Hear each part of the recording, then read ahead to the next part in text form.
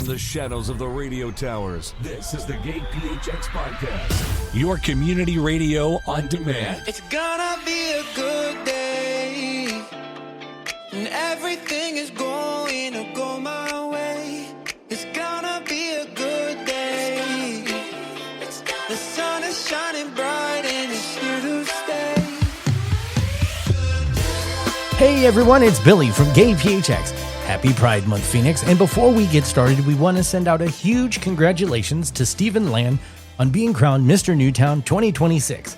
Stephen's someone we've had the pleasure of working with, and we're always excited to see members of our community step into leadership roles.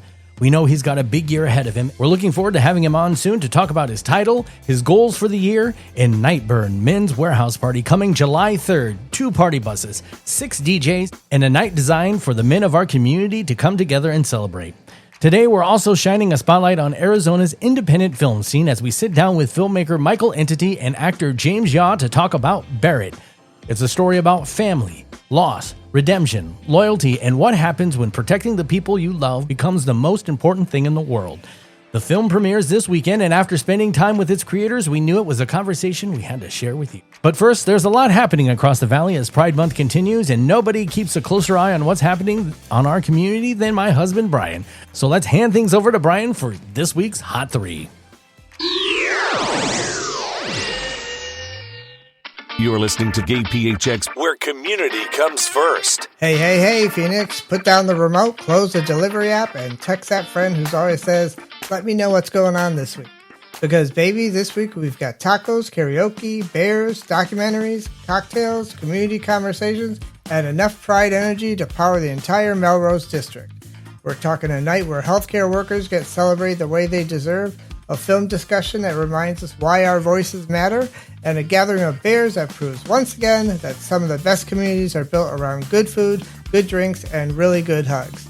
And if you're looking for an excuse to get out of the house, congratulations, Daddy found 3. This is Brian's Hot 3, your glitter-coated, community-approved Desert Den Daddy's guide to where you need to be this week.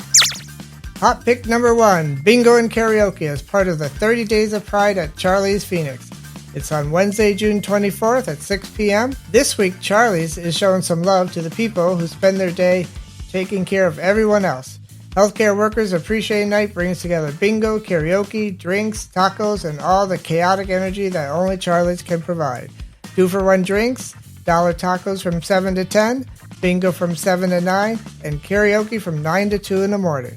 Let's be honest, after a couple of cocktails and a few rounds of bingo, everybody suddenly thinks they're Beyonce.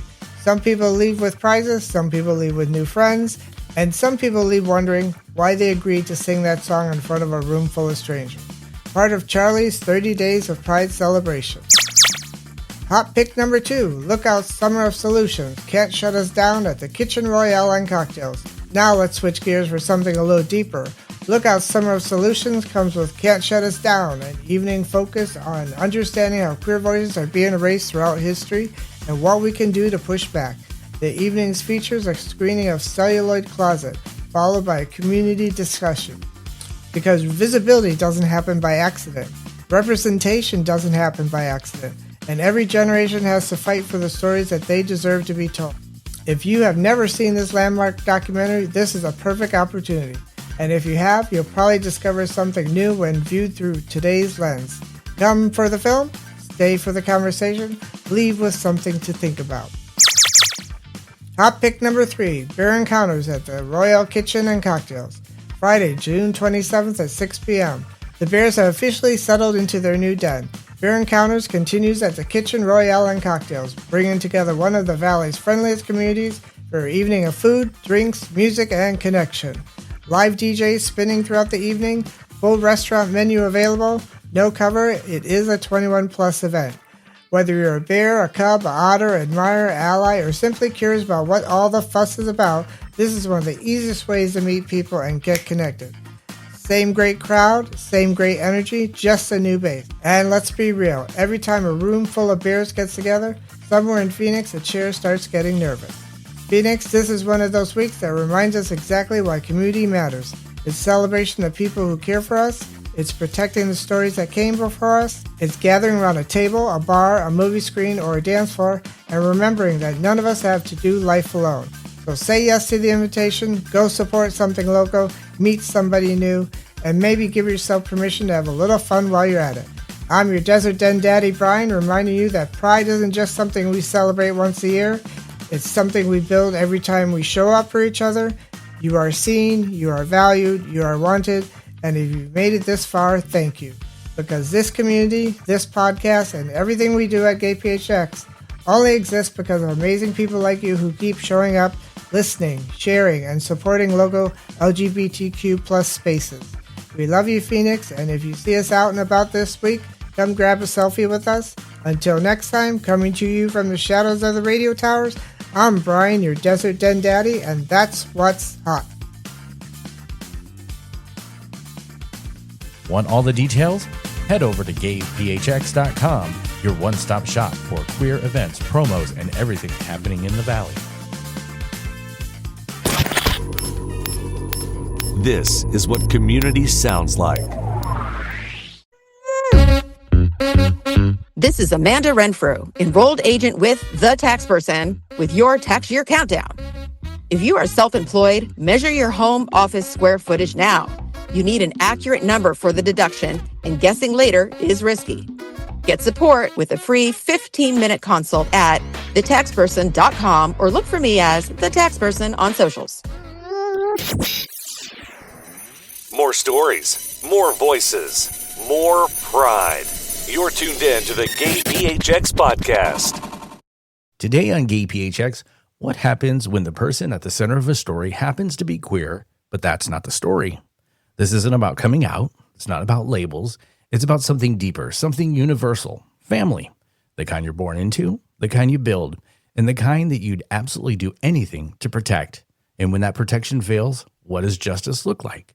What does vengeance cost? And how far will you go when everything you love is on the line? There's a new film stepping into that space, gritty, emotional, and driven by a hero who doesn't fit the mold, but doesn't need to. This is about strength, loyalty, and the line between protecting what's yours and avenging what's been taken. Please welcome to the rainbow-tinted microphone, James Yaw and Michael Entity from the movie Barrett.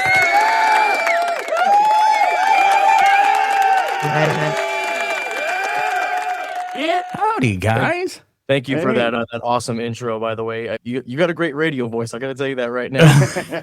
Thank you very much. All right. So, Michael, first, just give us a quick rundown who you are and say your name so everyone knows. Yeah, so my name is Michael Tracy, but most people know me as Michael Entity. People always kind of go, is that actually your last name? I'm like, no, my parents weren't hippies. I do actually have a normal last name. But I'm 26 years old. I live here in Chandler, Arizona, and I work as a plant foreman at a school, and I use that money to pay for the career I hopefully want to do eventually. Which is make movies like this, I assume. Absolutely, yeah. All right, and James, yourself, who's no stranger to the podcast. No stranger to the GayPHX audience, I would hope. But I am, and I don't know how old I am because I can't do the math. But I work for the state of Arizona at this point to pay the bills. But I am an actor, and that's what my real passion is. And I'm just thrilled to be doing this interview today. Excellent. Michael, what sparked the idea for Barrett? So it's funny. So writing this script was interesting because I'm a straight man, obviously. So it's kind of hard for me to write the story of an experience that I can't really relate to.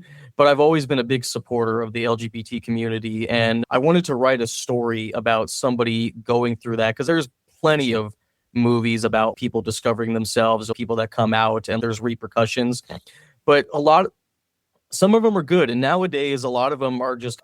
Sometimes I always feel like it's just forcing the message, and it's not doing it very subtly. So I wanted to tell a story like that, but also tell a story about redemption, where it's not just the character is gay, but it's a character that has a lot of demons that's hiding within him, and that's what I was going for. And actually, the script for Barrett was actually a combination of two separate stories that ended up combining into one big giant script, which is, of course, Billy, why the movie was so damn long.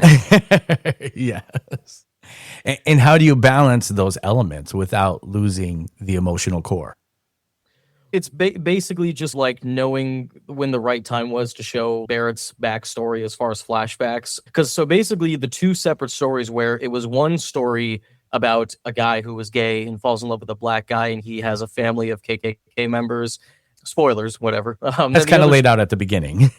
Yeah, exactly. Yeah. And then the other story was about a guy named Barrett who befriends a young kid named Angel and so on and so forth. But I decided to combine both of those stories to add a little bit more of a darker tone, because originally Barrett was just going to be like a military veteran. And for me, I'm like, you know what? I feel like we've seen that before. And even though it still could have worked, I feel like we've definitely seen that before. So Barrett's still a military guy in the movie, but it's not really part of his character. And I wanted to add a lot more. What, other than being in war, what's something that could really be a total toll on this character? And I felt, oh, maybe I should combine two of the stories. And that's how it came to be. I wrote the script within about 3-4 months.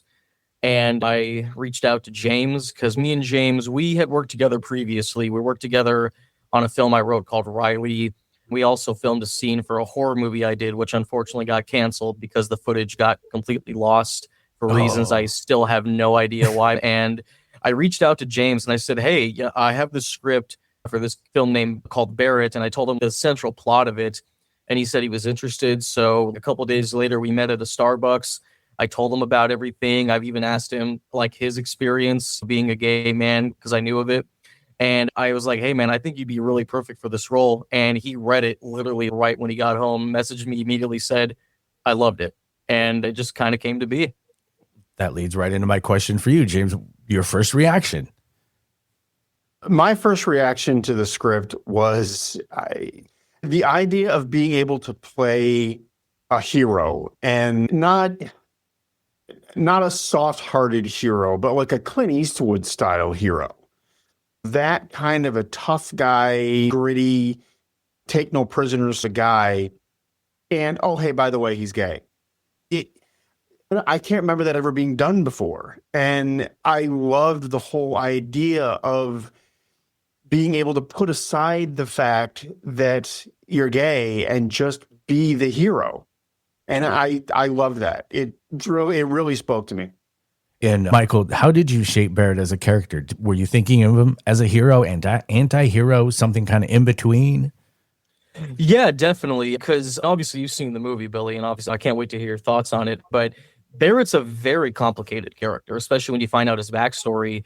He's a very complicated character, and I wanted to be able to shape him as a character to the point where, even though I've always hated this saying, and it's been happening over the recent couple of years, as you guys know, like whenever a character is introduced as being gay or trans, it's automatically considered woke, and people say it's garbage. I've never understood that turmoil because there have been gay characters in movies and shows before, but it seems like the past couple of years, it's now just considered woke. And for me, I wanted to be able to tell a story, like, well, make Barrett a character where it's not entirely a part of his personality. It's not just, hey, I'm Barrett, I'm gay. That's not all it is. Right. He's a character that has a lot of demons, has done a lot in life, but he just so happens to be gay. And he's a character that doesn't, because funny enough, I actually very loosely, that I got to say that correctly, I very loosely wrote the character of Barrett based off of my old boss, who I won't name. And he's a great friend of mine. He's like in his mid-40s. He's an incredible human being. And he is a gay guy, and he grew up as a Mormon. And he had 4 kids. And when he came out as gay, he had a hard time because his ex-wife, who was also Mormon, refused to let him see his kids. And it's funny because when you meet him, even though I know they say people have a gaydar, you would never, ever guess in a million years that he's gay. Right. He's just a very tough looking guy who's also a former police officer. So I based that mentality and attitude off of him to the character of Barrett. And that's how I wanted to shape Barrett as a character. Somebody that doesn't really come across that self, even though people know exactly who he is. It's made very clear that everybody in this town knows who Barrett is, but people respect him still in a way. And I apologize, I do talk a lot. I get really passionate about this stuff, but that's kind of how I wanted to shape Barrett as a character. Somebody who really just is an introvert and presents himself a certain way. And that's kind of how I say it. James, funny enough, James knows the character better than I do, even though I wrote it. So that's one thing I'll say. Well, I'll say this. I know the character. I've met this character. I know this person. I grew up around this person. So it was a real character for me when I watched this. I could relate it to people in the Midwest that I know that are very closeted, and you would never guess they're gay because that's where they live and that's the existence that they have.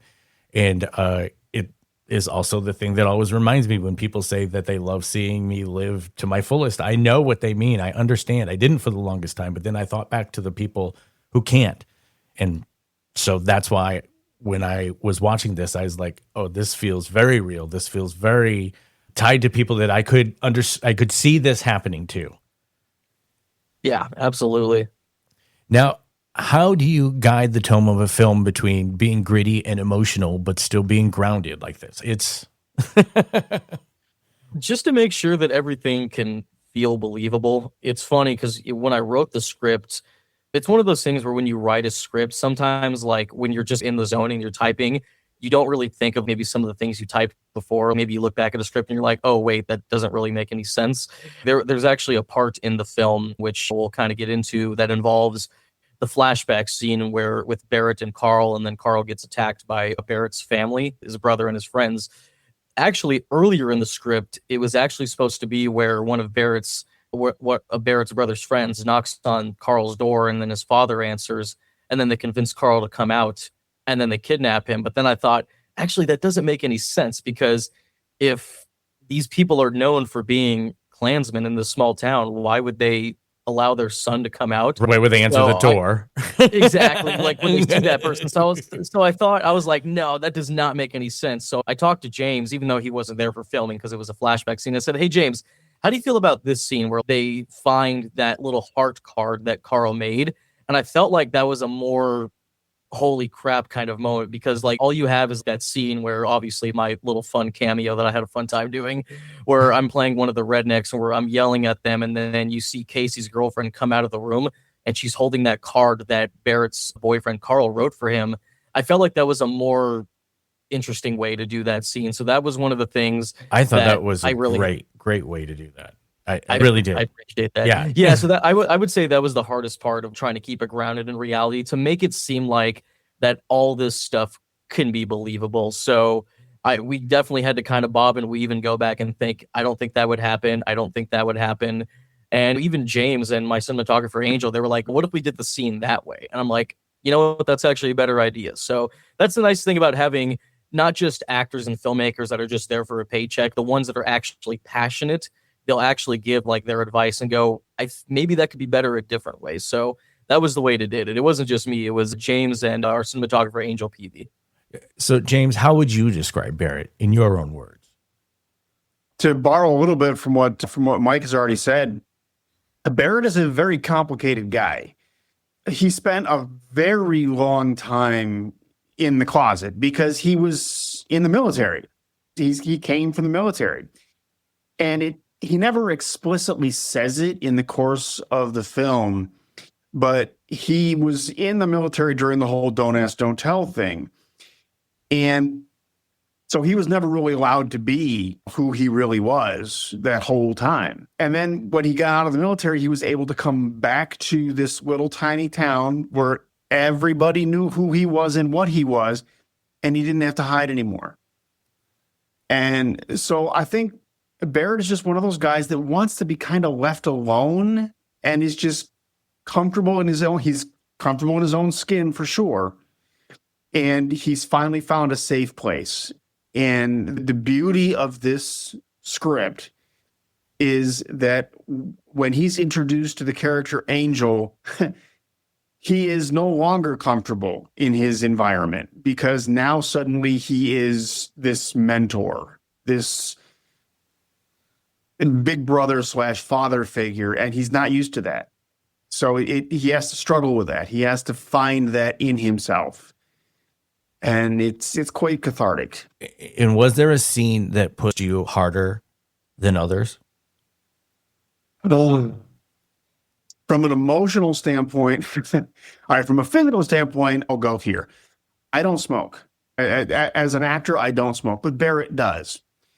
And I made the decision very early on in the process that as long as I was going to be Barrett, I was going to be Barrett. So while I was on set, I smoked. I've actually quit smoking about 10 years ago. There's a scene where I do this kind of emotional admission to my friend Daryl in the film, and I tell him about what happened with Carl. And during the filming of that, I smoked probably half a pack of cigarettes. Yeah. And it was the day that they broke the heat record in Chandler that we filmed that. Yeah, that was not a fun day.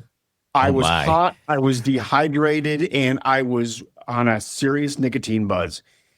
And I got home from filming that day and I was so sick. Oh my God, it killed me that day.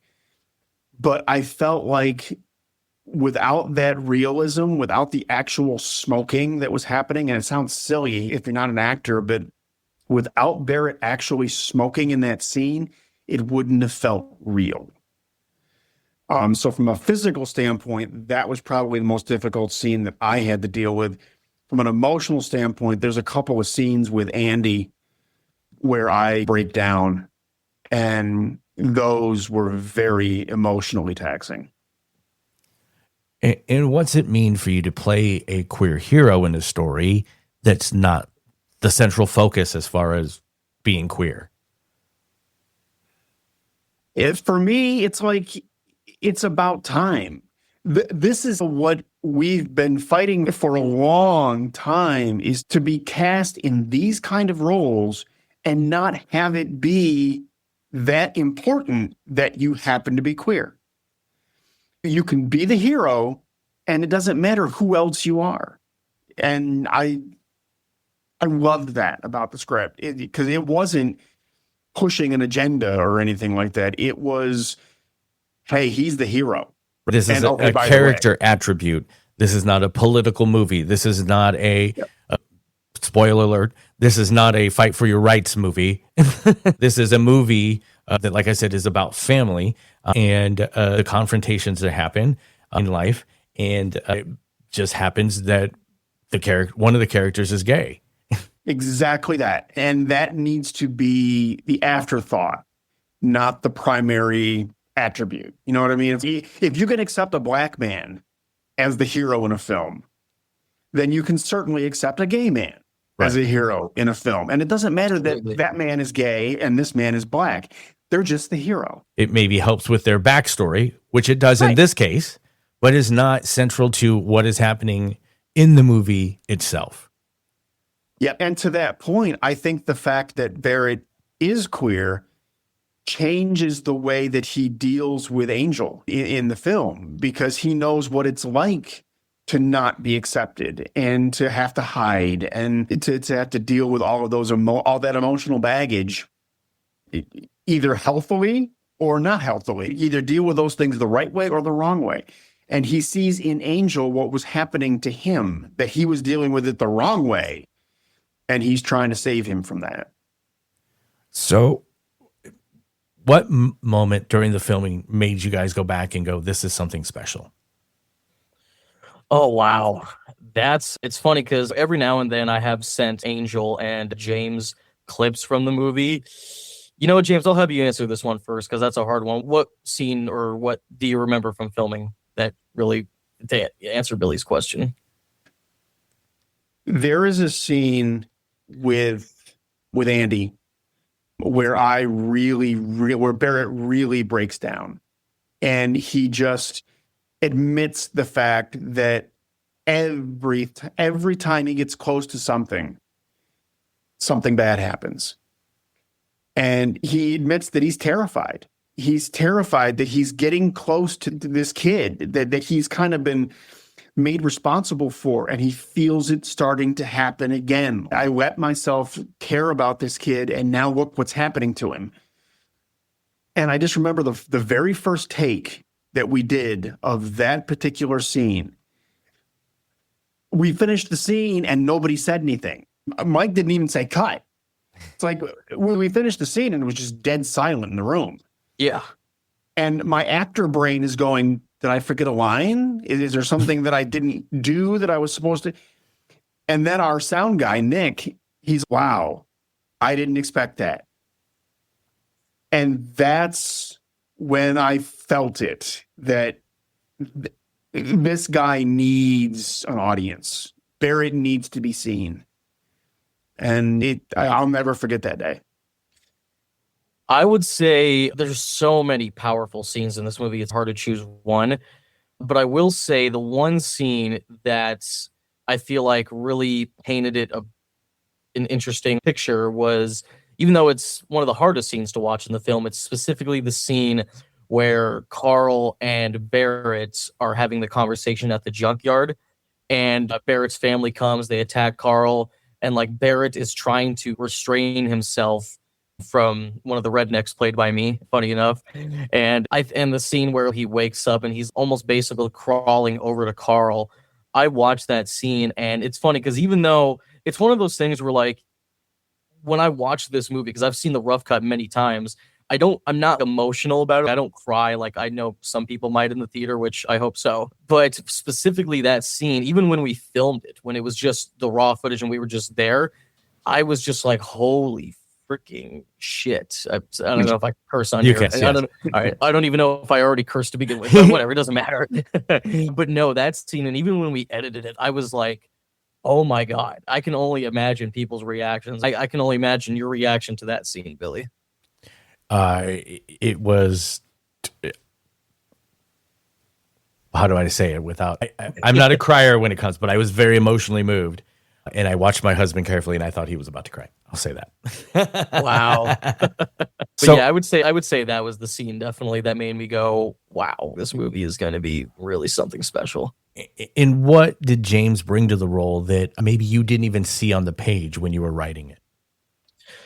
Oh, that's a good one. I'm trying to think because I didn't, it wasn't one of those things where I wrote the role specifically for James, but as I started to finish more of the script, that's when it kind of came down to, because I knew James has told me his story before.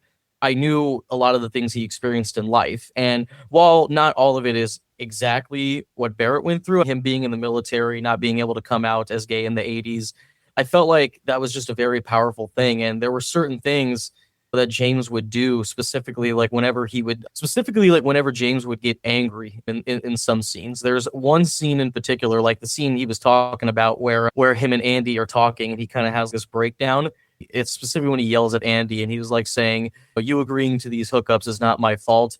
I was just thinking, wow.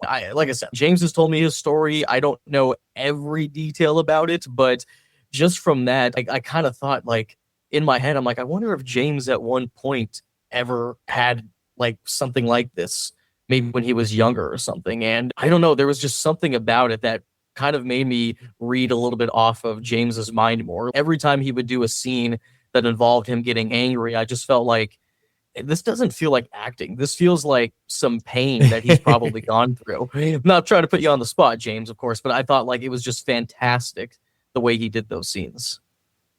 There's an old axiom in the world of acting that says, never let them see you act. So if you didn't know I was acting, then I was doing a good job. Absolutely. And honestly, if I could chime in on that, there's an air of authenticity, because as an actor, you do draw on personal experience and traumas that you've been through. And the way the character was written, it was so easy to find a moment in my life that I could use that added authenticity to a scene. And I appreciate Mike for giving me the opportunity to play this part. And I'll say that's one of the scenes that made this real to me, because that is not one I've lived. That's one I know several of my friends have lived and heard. And I know this scene all too well, unfortunately. Yep. And that's what we're trying to bring. That's what I feel anyway. As an actor, that's what I tried to bring to the role, is that connection where people that watch this will see a little bit of themselves in several different scenes and be able to take that with them. And why is now the right time for a story like Barrett? You want that one, Mike? Yeah, I think it's just because even though we live in a world where people will still say nowadays being gay is more accepting, and I guess to some degree, sure, but even then, it still really isn't. And like I said, that's why it was hard for me to write this story. And I even had James help me with certain things because, like I said, I'm a straight man. I don't know what it's like to live in a gay person's shoes. But when I wrote everything, James kept telling me, you did it perfectly. I'm like, really? I'm like, okay. I just feel like it's just a right time to tell this story because it's a story that always works in media. I remember a couple years ago, without getting too much off topic, there was a movie that came out that blew me away and nobody saw it. It was a very small film. It was called Joe Bell with Mark Wahlberg. Oh, It was very powerful. If you ever get a chance to watch it, it's a powerful film. It's based on a true story about this Southern dad who had a son that came out as gay, and he was bullied in high school so bad that unfortunately he ended up killing himself. oh, And after the news broke out, it was huge, specifically in I think it was in Georgia is where it happened. It was like in 2013, I believe. And the father, Joe Bell, decided to go on this walking journey where he walked all the way from Georgia to New York City. And every time he would walk, he would make a stop at a community center or a church or a school and talk about his son's story about how his son was bullied so bad for being gay that he killed himself. And then unfortunately, while he was also walking back from New York, he was unfortunately struck by a truck and killed. oh, wow. And that was one of the most, because I've seen a lot of LGBT films. Like I said, some of them are good, some of them are corny. Let's just put it that way. Sometimes they never know how to get the message out there. It's just, hey, this character's gay, accept him. That's really just all they do nowadays. But Joe Bell was such a deep story about especially taking that from a parent's point of view, because most movies like that are usually from the kid's point of view, like trying to explain to their parents that they're gay. But the fact that this story was being told through a parent's point of view, I thought was so powerful. And that movie, like I said, that movie changed my life. Again, I don't want to get off topic, but if anybody listening to this podcast hasn't seen Joe Bell, please, it is a must see. And I just feel, like I said, it's a story that just continues to work every single time. And I feel like, and because obviously even just coming out isn't the only theme of Barrett. The movie also tackles childhood trauma. It tackles racism in the 1970s and stuff that we still see today. Of course, the scene with Barrett where he comes in contact with that drunk guy and he's saying all these racial slurs and homophobic slurs and all that stuff. So it's still a thing that still happens today. And I know there's so many people online that'll say, no one cares you're gay. And we don't care that you're gay. You do. Right. You do. You keep saying that all the time. We don't care that you're gay, but you do. But you keep pointing it out. Exactly. Yeah, just from you saying that, exactly. So I just feel like it's a story. There are certain stories that need to keep being told, whether it's a story about racism back in the day or whether it's a story about somebody coming out and not being accepted. It's a story that will forever need to be told no matter what. And Michael, for the record, I don't care that you're straight. We're not going to hold it against Right. I've become fond of some pictures of Ryan Gosling before, but I think that's When does the movie come out? How can people start actually consuming it? When do they get to enjoy what I've enjoyed? So the premiere is going to be on June 27th at Pollock Cinemas. Pollock Cinemas is down on McClintock and Elliott in Tempe, Arizona. The movie starts at 5 p.m. The reason it's early because it is a long movie, so we wanted to make sure we could have the theater for as long as we can. And then as far as streaming goes, we don't have a confirmed date for that because I actually want to put this into film festivals. I did my first film, Dark Cherry, which James also had a small role in. We premiered that, and we ended up kind of just releasing it on Blu-ray. I made Blu-rays myself, but I felt like for Barrett, no, I feel like more people should see this. And I don't want to put it on physical just yet because they're very strict about film festivals, about stuff being out in public. So but if I put it as a private link, and if you want to tell some of your viewers where they can check it out, they're more than welcome to watch the private link on there. As long as it's not public, then it's all good. Got it. So that's just where I'll kind of end it off. But to see the big premiere, June 27th, that's where you'll be able to see it. So whoever's listening to this, if you're coming from Minnesota, Brazil, Guantanamo Bay, break out and come out and see this movie. And then, we'll do the secret handshakes to pass the link along so that way it's not public. Absolutely. Absolutely.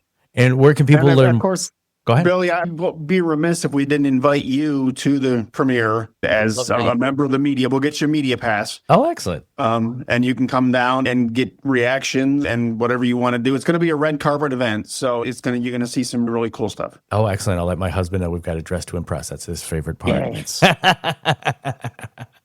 Excellent. All right, Michael, James, thank you so very much for doing this. I really appreciate you taking the time. Thank you for having us part of this interview. It really means a lot. Another reason we love this community.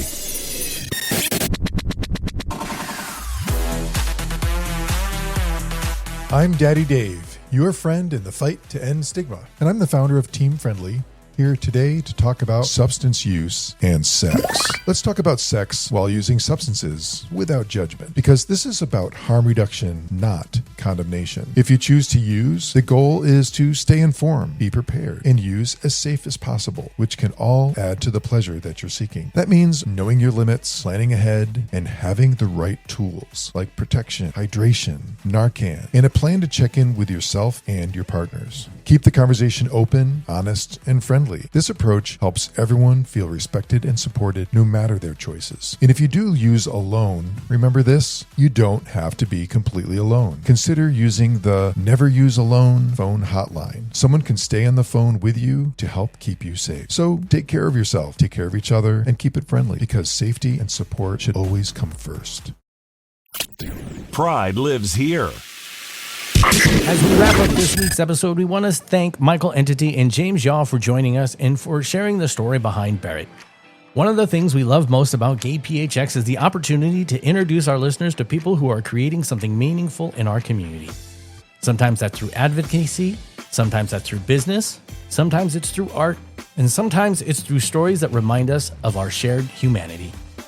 If today's conversation sparked your interest, be sure to check out Barrett as it premieres this weekend and support independent creators who are telling stories like this that deserve to be seen.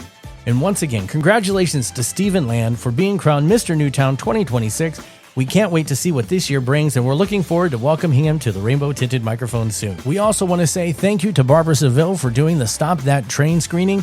It was absolutely fantastic. It was so much fun. It was great seeing the movie with our community, and we hope that they do more things like that. As always, thank you for making it all the way to the end of the show. GayPHX exists for one simple reason: to help connect our community. Whether you're looking for events, local businesses, community organizations, entertainers, fundraisers, social groups, or just a reason to get out and meet new people, you'll find it at gayphx.com. Thank you for listening. Thank you for supporting local creators, local businesses, and local community organizations. Most importantly, thank you for supporting each other. Happy Pride Month, Phoenix. If you see us out and about, come grab a selfie with us. We love you, Phoenix. Together, the sun is bright, and there's nowhere better than by your side. Work together, the sun is bright, and there's nowhere better than by your side. Thanks for hanging out with the GayPHX podcast. Be kind. Be bold. Be you.